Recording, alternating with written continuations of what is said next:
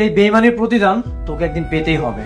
বিশ্বাসঘাতকতা যখন সবচেয়ে কাছের বন্ধুর কাছ থেকে আসে তখন তা মেনে নেওয়া অসম্ভব হয়ে দাঁড়ায়। অনিকের সাথে ঠিক এমনটাই করলো রাতুল। অন্যদিকে সন্তান হারিয়ে মেঘলাস পাগল প্রায়। বন্ধুরা, আজকে আমরা কথা বলবো তোমাদের প্রিয় নাটক গরিব ঘরের রাজপুত্র পর্দার আড়ালে এর 6 নাম্বার পর্বে কি ঘটতে চলেছে, যা জানলে দর্শকরা নিশ্চয়ই অবাক হয়ে যাবা। ভিডিওতে একটি লাইক দিয়ে আমাদের এই ছোট্ট চ্যানেলটিকে সাবস্ক্রাইব করে ভিডিওটি না টেনে সম্পূর্ণ দেখতে থাকো। বন্ধুরা, তোমরা কিন্তু ইতিমধ্যে জেনেছো বন্ধুত্বের আড়ালে রাতুল কিভাবে এক ভয়ঙ্কর ষড়যন্ত্রের জাল বুনেছে। যে অনিক তাকে নিজের ভাইয়ের চেয়েও বেশি বিশ্বাস করত, আজ সেই রাতুলই অনিকের সয় সম্পত্তি সবকিছু নিজের নামে লিখে নিয়েছে। এক নিমিষেই কোটিপতি অনিক আজ পথের ভিখারি। রাতুল যে তার সাথে এমন বেইমানি করবে তা বুঝতে পারেনি অনিক। অন্ধের মতো বিশ্বাস করা রাতুল যে এভাবে বেইমানি করবে এখন হারে হারে টের পাচ্ছে অনিক। রাতুলের এই বেইমানি দর্শকদের রীতিমতো অবাক করে দিয়েছে। অন্যদিকে নাটকের সবচেয়ে হৃদয় বিদারক দৃশ্য হচ্ছে মেঘলার অবস্থা। সন্তান হারানোর সুখে মেঘলা আজ প্রায় মানসিক ভারসাম্য হারাতে বসেছে। সে সারাদিন তার বাচ্চার স্মৃতিগুলো আঁকড়ে ধরে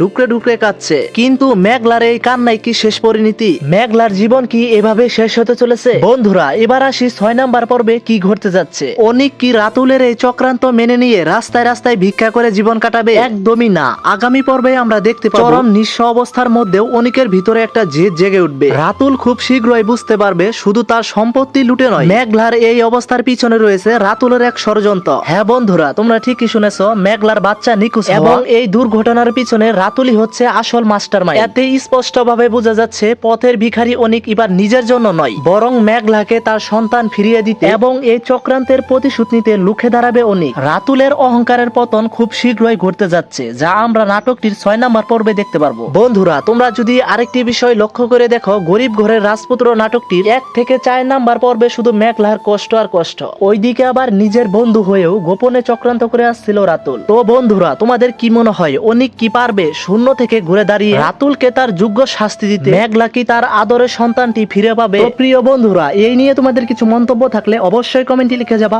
সবার আগে আপডেট ভিডিওগুলো পেতে আমাদের এই ছোট্ট চ্যানেলটিকে ভাই একটি রিকোয়েস্ট করলাম, সাবস্ক্রাইব করে দিও। এতক্ষণ পাশে থাকার জন্য ধন্যবাদ।